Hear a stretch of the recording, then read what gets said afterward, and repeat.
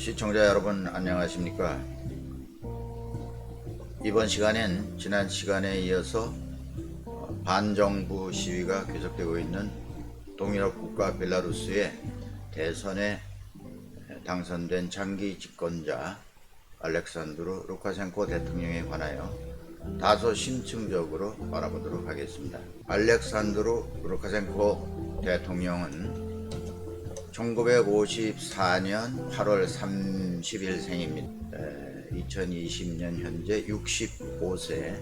벨라루스 비텝스크에서 이름이 조금 발음하기 좀 어렵네요. 태어나서 1973년에 모길레프스크 또는 마힐료 이렇게도 부르네요. 사범대학을 졸업하고 통신교육과정을 통해 농업 아카데미 경제학부를 졸업하였습니다. 1977년에서 78년 사이에는 모길레프시 공산청년동맹위원회 서기를 지냈고 1979년에서 1991년까지는 소련 공산당원이었습니다. 1985년에서 87년 사이에는 시클로프 지방의 집단농장 당위원회 서기를 역임하였습니다. 1983년에서 1985년에는 시클로프 건설자재 콤비나트, 구소련에서 콤비나트는 집단화된 공장의 집단체죠. 여기에 부공장장을 맡았었습니다. 1990년에서 1994년에는 벨라루스 최고위원을 지냈으며 공산주의 청년동맹인 콤소몰에서 활동하다가 콤소몰 군에 입대해 정치장교를 지낸 경력이 있습니다. 그 이후 슈코프 지역의 국영농장의 관리 이후에 소비에트 최고회의 의원에 선출됩니다. 1994년 7월에는 처음으로 벨라루스의 초대 대통령에 당선되었지요. 대통령 당선 이후의 행보는 지난 회에 간단히 말씀드렸습니다. 가족으로는 부인과 2남이 있습니다. 그런데 그의 독재 이면에는 한 가지 지목되는 그런 부분이 있습니다. 1991년 소련이 해체될 때 그 과정에서 소련에 속했던 발트 삼국을 포함해서 여러 나라들이 소련 해체 전적으로 동의를 했습니다. 그런데 소련의 이런 조치에 유일하게 반대를 한 나라가 벨라루스였고 그 나라 대표자가 바로 알렉산드루 루카셴코였다는 점입니다. 모두가 좋다, 예스를 외칠 때 한 명이 노를 외쳤던 바로 그 인물이 루카셴코였던 것입니다. 그리고 이 대담한 행동은 당시 유럽에서 대서특필되고 두고두고 회자되었습니다. 그러나 소련은 해체되었고 벨로루시라고 벨로루시 소비에트 사회주의 공화국 칭했던 이름이 변해서 오늘날의 벨라루스 공화국이 되었습니다. 그런데 알렉산드루 루카셴코는 해방된 벨라루스에서 대중의 열렬한 지지를 받습니다. 이는 그에 능한 포퓰리즘이 있었다고 이미 설명을 드렸는데요. 다시 말하면 부패를 청산하는데 앞장을 섰으며 민족주의 주장 여기에 힘을 싣고 자신도 그런 방면에 몸서 실천을 하게 됩니다. 실례로 소비에트 연방의 망치와 낯을 그린 과거 구소련의 연방의 벨라루스 국기에서 벨라루스의 독립을 상징하면서 대중이 원하는 친러적 행보를 끊이지 않으므로 열렬한 지지를 얻게 됩니다. 1997년 4월에는 소비에트 연방에 속했던 공화국 가운데 처음으로 러시아와 합병조약을 맺었습니다. 그리고 최종적으로 1999년에는 러시아와 재통합에 서명하고 그해 12월 8일 러시아 벨라루스 연방 창설 조약이 발효되었습니다. 그리고 루카셴코는 2000년 1월 러시아 벨라루스 국가연합 초대 최고평의회 의장에 취임하게 됩니다. 그리고 또 다른 연합체인 독립국가연합인 CIS의 지도자를 맡게 됩니다. 요약해서 말씀드리면 지지 세력을 확보하게 되는 과정을 보면 부패에 대한 전쟁 선포를 비롯해서 부소련이었던 러시아와의 밀착 관계 유지, 그러면서도 벨라루스 민족주의의 고취, 이러한 그야말로 그의 그 포퓰리즘적인 제스처가 바로 대중들의 열렬한 지지를 받게 되는 과정이었다라고 말할 수 있습니다. 지지 세력 확보에 성공하면서 그는 2004년에 다시 헌법을 개정해서 초대 대통령의 연임 제한을 폐지하고 2006년 대통령 선거 전에서 역시 국민들의 열화와 같은 지지에 편승해서 또 당선됩니다. 앞서 이야기와 같이 국민들의 절대적인 지지는 대선마다 폭력조직 근절 이런 걸 외치며 누진세와 경제 통제 강화, 인플레이션 억제, 고위직의 부정부패를 근절하는 그런 공약을 내세우고 이러한 공약들을 지켰기에 가능했던 것이다. 이렇게 평가하고 그의 경제 복지 시책 등 국민들의 기본적인 욕구 사항들을 충족시켜 줄 수 있는 그러한 시책은 물론이고 동시에 사회 내의 반정부적인 움직임 이런 면에 있어서는 반대로 엄격한 통제를 강화했습니다. 그런 공약 외에도 특이하게도 1994년에 벨로루시 의회 마피아 대책위원회 위원장을 맡아서 마피아와 같은 폭력 조직 근절을 통해 벨라루스의 치안을 안정화하는 데 기여하였다고 합니다. 마피아 대책위원회 위원장을 대통령이 맡았다. 말하자면 포퓰리즘적인 그러한 그 대통령이라고 볼 수 있습니다. 2013년에는 공공장소에서 박수갈채를 보내는 행동을 법으로 규정합니다. 법을 만들어서 이로 인해서 그 특이한 대통령이다. 루카셴코의 그 특이한 그런 특이성이 결국 세계에 알려집니다. 그래서 이그 노벨상 앞에 괴짜 노벨상이라고 해서 한편으로는 노벨상을 풍자하는 그런 상이기도 합니다만 여기에 추천돼서 수상자로서 선정이 되기도 합니다. 수상을 했는지 그런 사실은 잘 모르겠습니다만 좌우간 박수치는 공공장소에서 박수를 금하는 그런 법도 만든 괴짜 대통령이다 이렇게 말할 수 있습니다. 2015년 대선에서도 결국 국민들로부터 83%의 득표율을 기록함으로써 5선에 성공합니다. 2015년 4월에는 일명 사회적 기생충 방지법이라고 불리는 실업세 증세 법안, 실업세입니다. 쉽게 말하면 실업세 증세 법안이 개정되는데 이 법은 국민의 사회적 의존을 방지한다. 너무 국민이 안일하게 사회의 어떤 제도에만 의지하지 못하게 하는 거예요. 그런 명분으로 알렉산드로 루카셴코 정부 1년에 절반 이상인 183일 이상 일하지 않고 국가 고용센터에 등록하지 않은 성인에게는 세금을 내지 않는 보상으로 460 벨라루스 루블, 약 우리 돈으로 28만 원을 물게 하는 법을 만듭니다. 이 정도면 벨라루스에서 한 달 받는 월급보다 훨씬 큰 그런 액수이기 때문에 국민의 분노가 이것을 통해 폭발했던 적이 있었습니다. 쉽게 말하면 놀고 먹으려면 돈을 내라 이런 그 증세법이죠. 이로 인해 2017년 2월 20일 24년 장기 집권에 불만이 쌓이고 가는 상황하에서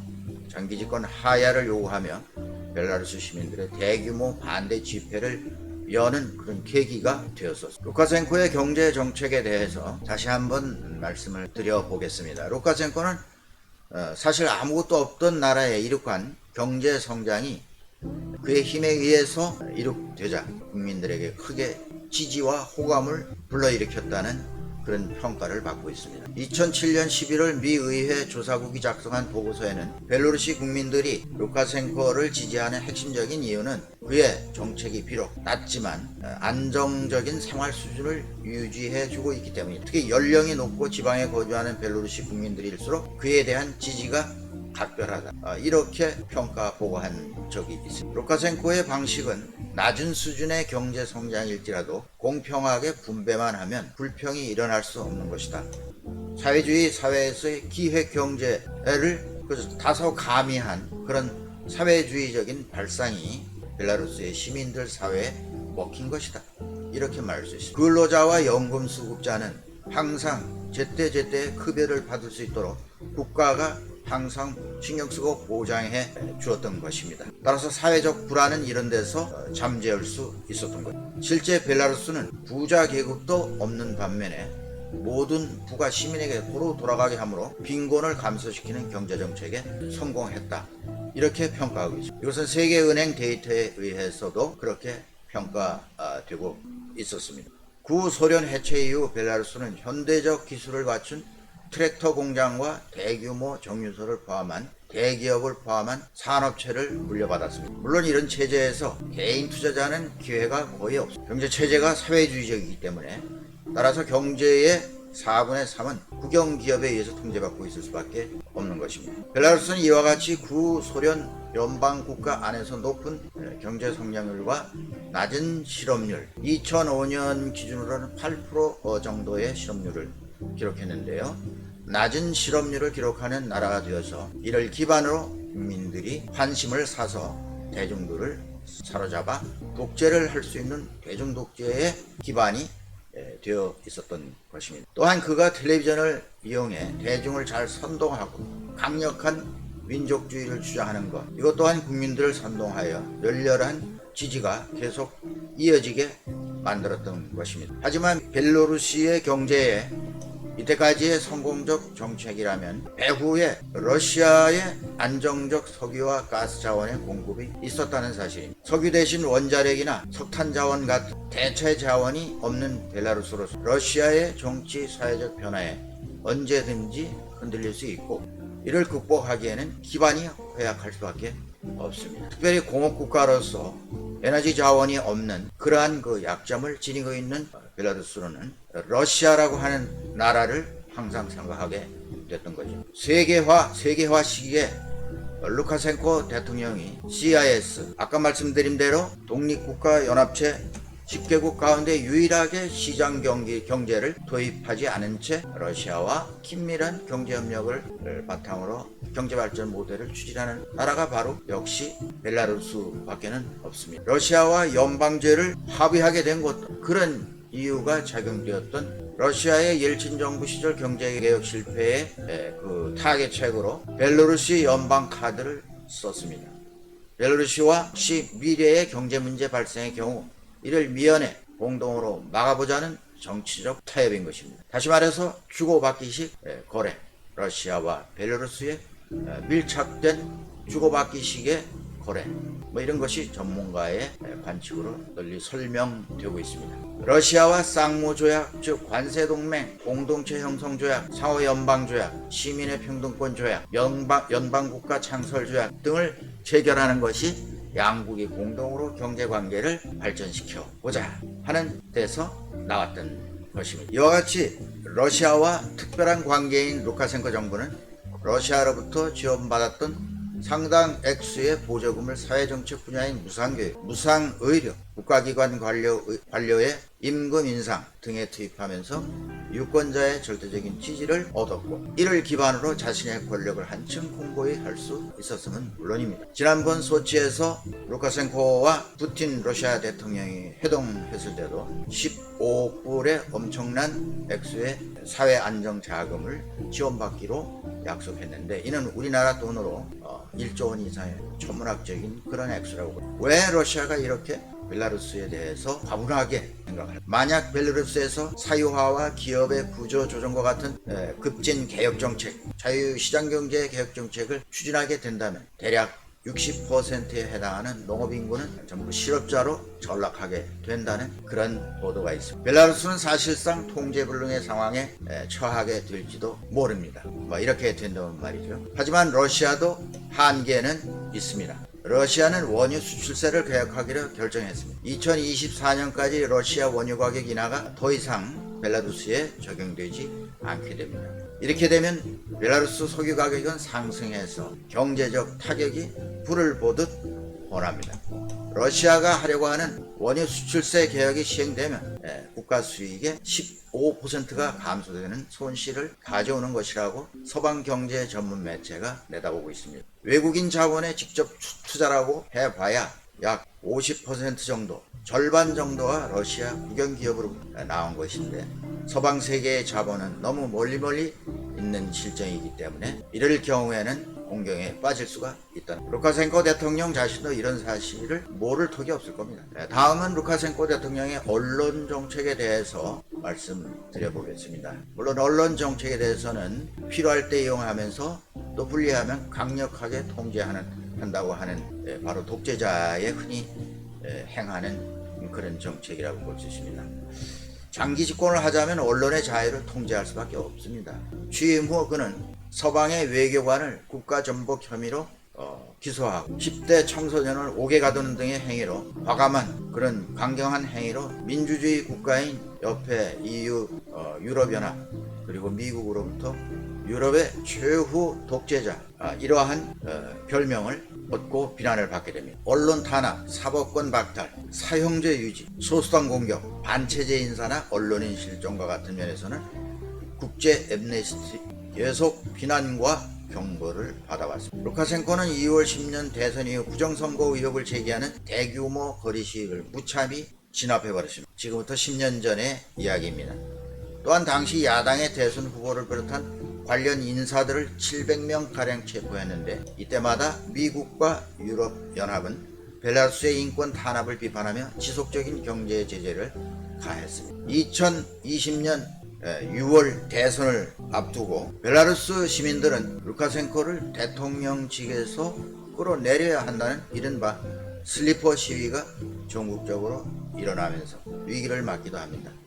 시민들은 당시 슬리퍼를 들고 시위에 참여했는데 슬리퍼는 루카셴코를 바퀴벌레에 비유하며 슬리퍼로 때려잡자는 뜻에서 그렇게 풍자하면서 시위를 했다고 합니다. 2020년 금년입니다. 8월 대선 직후 출구조사에서 80% 이상의 지지를 얻을 것이라는 발표가 떨어지기 무섭게 민스크 시민들이 광장으로 몰려들었고 평화적 대규모 시위로 확대되었습니다. 야권을 중심으로 한 시위대는 민스크 광장과 거리를 메우고 부정선거와 대통령 하야를 외쳤습니다. 이렇게 되자 벨라루스 정부는 11일에 벨라루스 전국의 인터넷 연결을 대부분 차단했고 서로 연락하기가 어려워진 야권 언론인 그리고 시위대는 텔레그램 앱의 해외 채널을 통해서 시위 개최 장소와 시간을 공유하면서 투쟁을 해나가고 있습니다. 115만 명의 구독자를 지닌 유튜브 넥스타 등 야권 매체와 외신들이 현지 사정을 보도하기 시작하자 외신 기자들을 추방하거나 감금하게 됩니다. 벨라루스 외무부는 AP 통신 기자 2명과 ARD 즉 독일 공영방송이죠.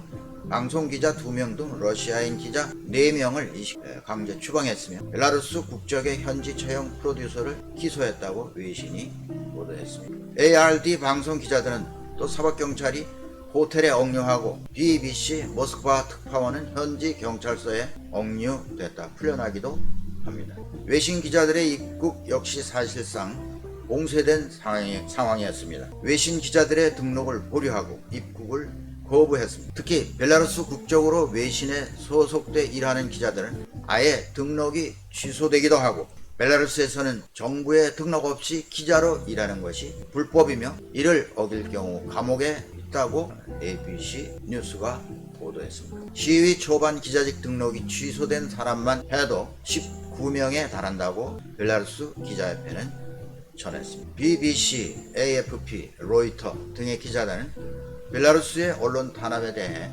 유럽 각국은 규탄의 목소리를 냈습니다. 하이코 마스 독일 외무장관은 언론의 자유를 공격하는 이번 사건은 시민과의 대화 대신 압제를 하겠다는 또 하나의 위험한 발걸음이라고 규탄했습니다. 루카셴코 독재체제 구축은 러시아 정보기관 보안위원회 KBG의 후신인 벨라루스 KBG의 강화에 있습니다. 벨라루스의 전 비밀경찰 요원 2명이 미국에 망명한 일이 있었습니다. 이 사람들은 이렇게 증언을 했습니다. 비밀경찰이 1999년 사라진 야당 지도자 4명을 포함해 반대파 40명을 암살해 이렇게 증언을 했습니다.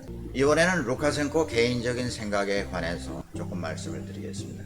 최근에는 공식 행사에 15살 된 자신의 막내 아들을 자주 데리고 나간다고 합니다. 뭐 이것을 보고 일부에서는 그가 아들에게 권력을 물려줄 것이라는 추측도 나오고, 최근 보도에 따르면 루카셴코는 현 국내 사태에 대해서 상당한 고민에 빠져 있는 것으로 전해지고 있습니다. 벨라루스가 언젠가는 우크라이나에서 있었던 반정부 시위, 민주화 시위처럼 독재가 붕괴될 위기에 처하지 않을까, 이러한 두려움 때문에 상당히 그 고민에 빠져 있다는 그런 이야기가 전해지고 있습니다. 그는 우크라이나에서 있었던 반정부 시위, 민주화 바람을 늘 비판해 왔습니다. 이렇게 말했습니다. 혁명으로 빵 문제를 해결하지 못한다, 이런 말을 했습니다. 그럼에도 불구하고 벨라루스의 뒤에는 러시아가 있습니다. 러시아는 합병까지 주장할 정도, 러시아의 말을 잘 따르는 벨라루스를 유럽과 미국이 건드리는 걸 마냥 보고 있지는 않을 것 같습니다. 아무래도 서방 세계도 그런 점을 인식하고 지금까지 약간 방치하는 것으로 놔두고 있는 것으로 생각한다, 이렇게 평가하고 있습니다. 어떻게 보면은 중국에게는 북한이 있듯이 러시아에게는 벨라루스가 있다, 이런 말이 서로 비슷한, 통하는 말이 아닐지 모르겠습니다. 벨라루스와 북한은 비교 대상이 다른 점이 있다면 일방적인 러브콜이 아니고 루카셴코도 러시아에 요구할 것은 당당히 요구하는 그런 상호관계, 그런 대등한 관계에 있다고 하는 것이 다소 좀 다를 뿐이다, 이렇게 말할 수 있습니다. 러시아 대통령으로부터 지원금 15억 불을 받아내면서 루카셴코는 벨라루스가 무너지면 다음 차례는 당신이요 라고 농담조이지만 협박을 했다고 하는 얘기가 있습니다. 현지에서 전하는 일설에는 루카셴코가 이미 암암리에 국외로 탈출할 준비에 들어갔다, 이런 소문도, 풍문도 있습니다. 푸틴과 접촉하며 중국과 러시아의 비밀 거주지를 준비했다, 또는 준비 중이라 라는 소문이 나돌고 있습니다. 이럴 경우 벨라루스의 민주화의 작은 싹이 돋아날 수 있을 것이라는 예측, 험난한 길이지만 그런 예측을 해봅니다. 오늘은 여기까지 말씀드리겠습니다. 시청자 여러분, 감사합니다.